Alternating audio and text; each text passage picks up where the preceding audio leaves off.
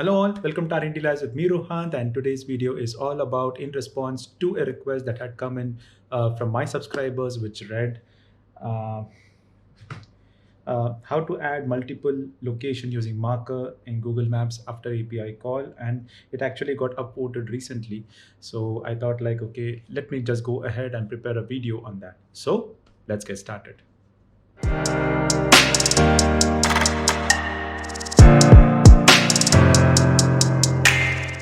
Hi guys, so for this request I have already taken the project which I had made earlier for the tutorial, in which the comment was raised or the request was raised to show a dynamic marker. What we had done in that tutorial is we had captured the user's location, which is San Jose in California, and this is a simulated location. Okay, so this is not a real location from where I'm talking to you from, but this is a simulated location, okay, which is in San Jose, and you can actually change it based on the simulator settings. Okay, so in that tutorial what we had done is we had captured the user's location and we had added a marker over there. Okay, and in that tutorial we had written a function which will authorize the app to capture the user's location. Okay, so it has got various different cases, and we also wrote something about the location getting updated. Okay, so all these things are mentioned in that tutorial. I will leave the link in the description box below for you guys to follow along and build your understanding. Okay, so for this tutorial what we are going to do is we are going to show, or rather carry on from where we left off in that tutorial, in which we will be like clicking the map area and we will be adding a marker on that. Okay, and along with the marker I will also add in the address text as well. Okay, so we will be querying the GeoCoding API of Google Maps, and we will be capturing the address for the marker where the user has placed a marker on the map. So this is what we are going to do in this tutorial. So let's get started. So first things first, for us to add the markers on the map, when the user taps on it, we will have to add in the did tap at event of Google Maps. So for this to happen, we will have to conform to the GMS MapView delegate. Okay, so let's go ahead and first write that GMS MapView delegate, and immediately after this what we are going to do is we are going to call in maybe we'll just write here, we'll just say function map view did tap at. Okay, so this is what we are going to call, and this is the business end of it. So we are not going to touch anything that we had written in the past tutorial, and we are going to build our use case inside this function. Okay, so what will this return? Okay, so it will return the latitude and longitude. Okay, so let's say let lat is equal to coordinate dot latitude. Okay, and again let's say let long is equal to coordinate dot longitude. Okay, so based on the coordinate we have divided the coordinate into latitude and longitude. Okay, and in the past tutorial we have written a few lines of code to show the marker. Okay, so let's go and paste that, and let us replace the latitude and longitude with the value that we have derived from the coordinate variable. Okay, so let's replace this with lat, and let's replace this with long.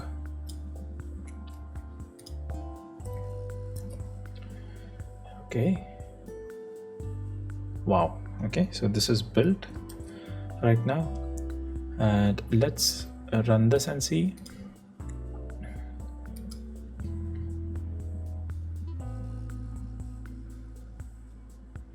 Okay, so this is our initial marker from San Jose, and let's tap over here and see. Oh, I think we will have to add in a delegate as well. So let's stop this. Yes, I feel we have missed to add the delegate. Okay, yes, I feel so. Okay, so let's say my map, that is our outlet name for the MapView. Okay, so let's say my map dot delegate is equal to self. Okay, and let's run this again. Let's bring this up.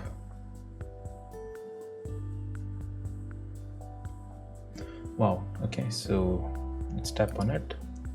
Yes, so the markers are added. Okay, and you can add an n number of markers over here. Great. So if you tap on that, you can see hi and hello. So everything remains the same. Okay, so I would be rather more interested to know what that area is all about, isn't it? And for this, we have the GeoCoding API of Google Maps. So let's open up the Google Cloud Platform and see where the GeoCoding API is and how to enable it. All right, so let us open up Safari, and the link to the Google Cloud Platform, I will just add it in the description box below. So in the past tutorial, what we have done is we had enabled the Directions API, we had enabled the Places API and Maps SDK for iOS and whatnot. Okay, so we had enabled all these three APIs. Again, I'm just repeating myself. If you have any doubts or if you want to build your understanding, please refer to the older map series tutorial that I have on my channel. Okay, so for this use case for fetching the address for the tapped marker, which is right here, what we're going to do is we are going to use the GeoCoding API of Google Maps. Okay, so we have a list of unused APIs below. Okay, so once you tap on that, you just need to enable this.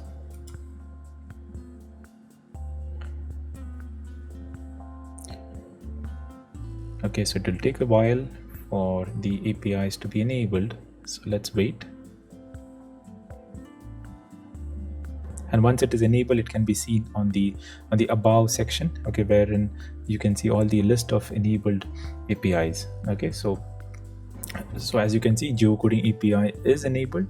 So let's go back to our code. And one more thing that I feel that you need to know is, like, we have already set up our API key in the appdelegate.swift class. Okay, so we have the GMS service, the API key from the Google Maps service. Okay, so where do you get all this API keys from? Okay, so inside the Google Cloud Platform, you have the credentials. Okay, so just open up the credentials and we have the API key over here. Okay, so this is the API, the exact same API key that is used in our tutorial.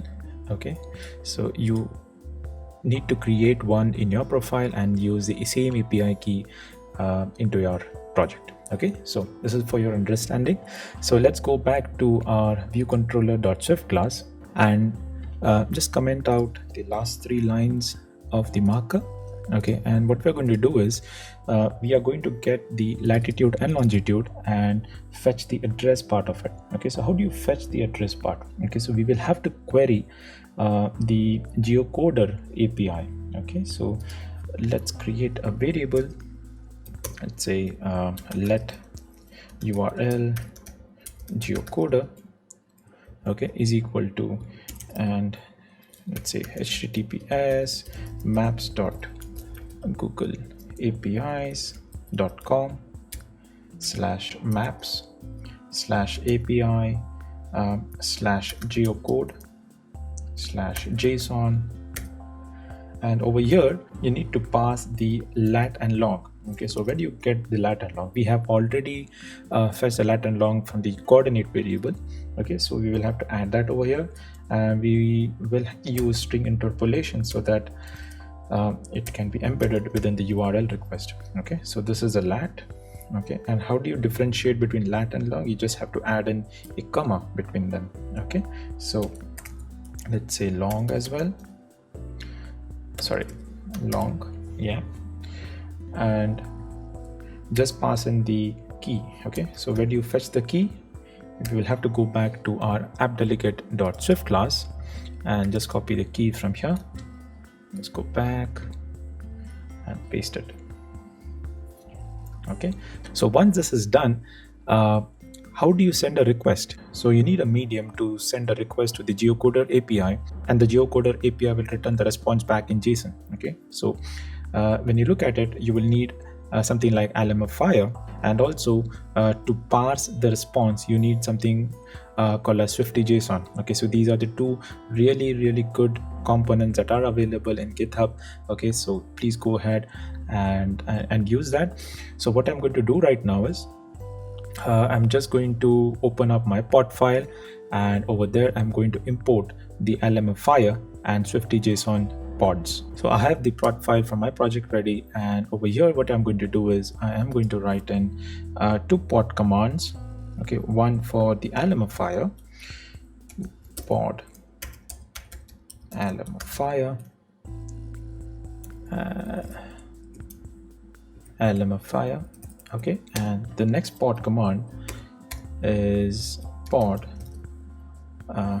Just be careful, guys, of the capital P that comes out automatically. Okay, so it will not be accepted. So let's say swifty.json.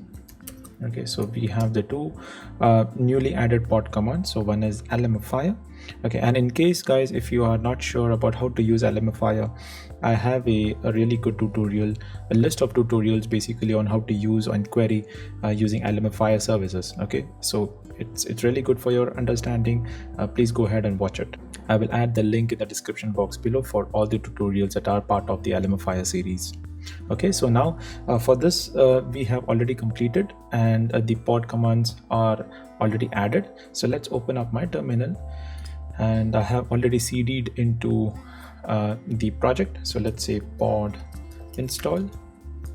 Okay, so let's see, the pods are getting installed. Okay, so as you can see, there are two additional pods being installed as part of the project. One is lmfire and the other one is swifty.json.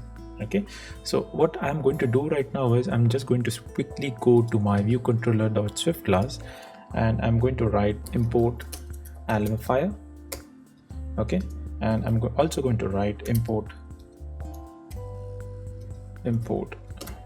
swifty.json. Okay, so the lmfire will actually send a request, but it will also get the response back from the GeoCoder API. So the swifty.json, what it will do is it will parse the request. Okay, so this is the reason why we are including it in our project. Okay, so once we do that, let us write few lines of code for us to query lmfire.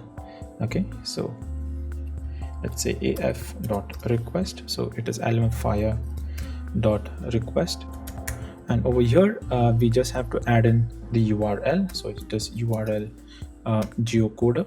Okay, and the response, it will be with a completion handler. Okay, so the response will be in JSON. Okay, so let's write response JSON. Okay, so the response is here, and what I'm going to do over here is and over here we just say af response. Okay, so this will also have the return in form of JSON. Okay, so let's write this here, and let's say in. Okay, so you are actually handling the response within this block. Okay, so this is the reason why we are writing it over here. So let's say guard let just write JSON data is equal to af response. Okay, so we are going to use the same variable in the completion handler. Okay, and which will return dot data. Okay, so the value of the response, okay, it will be moved to the JSON data variable. Okay, and if there's nothing, then we will just return back empty. Okay, so it will just check if there is any data. If not, it will just move out from there. Okay, and we will have to iterate through the response. Okay, so as I told you, this is the business end of it. So if there is any data returned, okay, so we will have to write in within our do block. Okay, so this is an iterative what you can say iterative loop. Okay, unless the condition is met. Okay, so I'm just going to take it up and make some room for me, and I'll just say if let j map data is equal to, and I'm going to write in a try over here and just say JSON, okay, and data. Okay, and what is the data that you're going to pass? You're going to fetch the value of the data and assign it to JMap data. Okay, so what is the data you're going to assign it to? You will be assigning JSON data. Okay, so with this, what we are going to do is we are going to iterate through the JMap data variable. Okay, you can also iterate through the JSON object or the JSON data variable, but I would rather prefer it to be assigned it separately within a separate try. Okay, so it's up to you guys. Okay, so let's say for O result in JMap data. Okay, so this is our variable of the data. And why am I doing this? First, I want to show you how the response will look like. Okay, just wait a sec, guys. I want you to see how the response will look like before I make any change to it. So we'll just comment this part out. We'll have a build. Okay, and I am also going to print this in there. So I'm just going to print the latitude and longitude. Okay, so latitude, latitude. Okay, and we are going to do a string interpolation over there. So let's say lat and longitude. Okay, longitude. Okay, and what we're going to do, we're just going to run this within our simulator, and I'll show you how the request will look like. Okay, okay, so let's run this. Okay, this is not required anymore. I'll just remove that. Okay, now within our simulator, what I'm going to do is I'm just going to tap on the map, and this is the latitude and longitude. Okay, so what I'm going to do, I'm just going to copy this URL and we will open up our text edit. Okay, so yes, we will change the latitude and longitude. So the latitude returned from the map marker is this. So let's write it here, and the longitude is this. So see, it's not wise to follow unless you don't understand. Okay, so you just need to understand what I am doing in terms of the loop. Okay, because there's a lot of loops that I'm going to write over here. Okay, so in order to derive the exact address part of it, I need you to know how it is derived. Okay, so let's open up our Safari and open up a new tab and just paste it there. Okay, so the tab that I did on the marker, okay, which is somewhere here, okay, it has resulted in a response from GeoCoding API. Now the GeoCoding API has got a lot of responses back. Okay, so it can be either a locality, a neighborhood, a route, a street number, country, postal code, postal code suffix. Okay, so many information is actually returned back, and if you require them, it is up to you guys. You can write in a separate loop for your project, for your use case. But what I'm going to do mainly is I'm going to bring the formatted address to the fore. Okay, so I'm going to bring this part of it. Okay, so this is what we're going to do, and we're just going to loop in through this particular response using Swifty.json, and we are going to fetch in the formatted address. Okay, so I will just go back to the code, and I'm just going to stop the debugger, and I'm going to uncomment it. So as you can see, we have got a response back. Okay, so but you need to iterate through the response, isn't it? So for that, as you can see over here, you have results that is returned back. Okay, so I'm just going to keep this side by side so that you guys can follow along. And so JMap data is the entire bunch of the response that is returned back, and within that we have the results. Okay, so let's write results. Oops, results Okay, and we are just going to say dot array value. Okay, and within that there will be loop. Okay, so you are into results right now, and you have address components, you have formatted address, geometry, and whatnot. Okay, so our main focus should be on the formatted address, isn't it? So let's say for location, for location in O result. Okay, and just open up the for loop, and let's say if location dot 0. Now why am I taking out the 0 index is because, see, as you can see, this is a JSON response. Okay, so the 0th index will always be the first before the colon. Okay, so this is the first index or the 0th index, and this is the first index. Okay, so this is the colon. Okay, so what I'm going to do over here is I'm just going to say if location.0 is equal to formatted address. Okay, so I'll just copy the text from here, and I'm going to put it right here. Okay, and what I'm going to do over here is I'm going to copy this line of code that we had returned. Okay,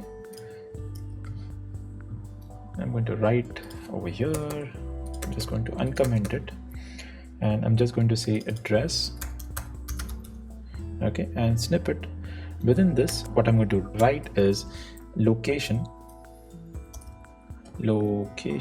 dot 1.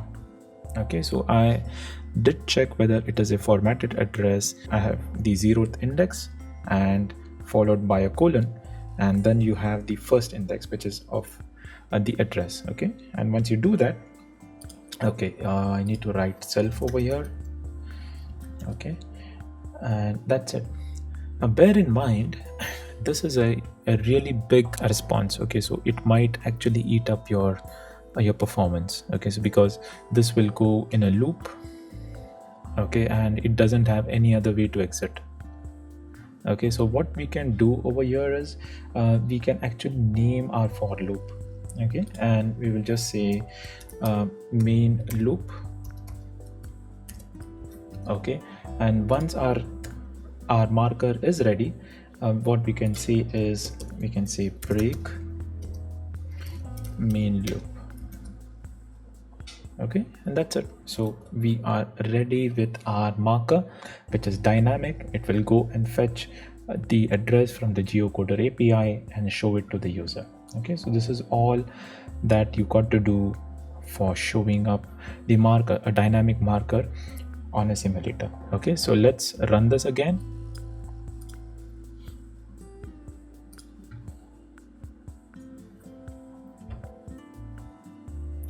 Well, we have the breakpoint set up over here, so let's remove all the breakpoints. Fair. Okay, I'm just going to tap in a bunch of markers here and there. Okay, so now we have 4 additional markers and plus 1 that was from the previous tutorial. So let's tap on the marker and see if we have returned the address. Yes, we have the address, which is H4. This is a 6-digit, I think, a 7-digit address, and Sunol, California, USA. And then you have Glenvillow, Concord, California with the address. And then over here we have Corona Road, Petaluma, California. Okay, so we have all the addresses returned back from the GeoCoder API. So I hope I have answered your question correctly through the video. And if you still have any doubts, please reach me out in the comment section. I'll be happy to help as always. And please like and subscribe to the channel. And see you until next time. Cheers.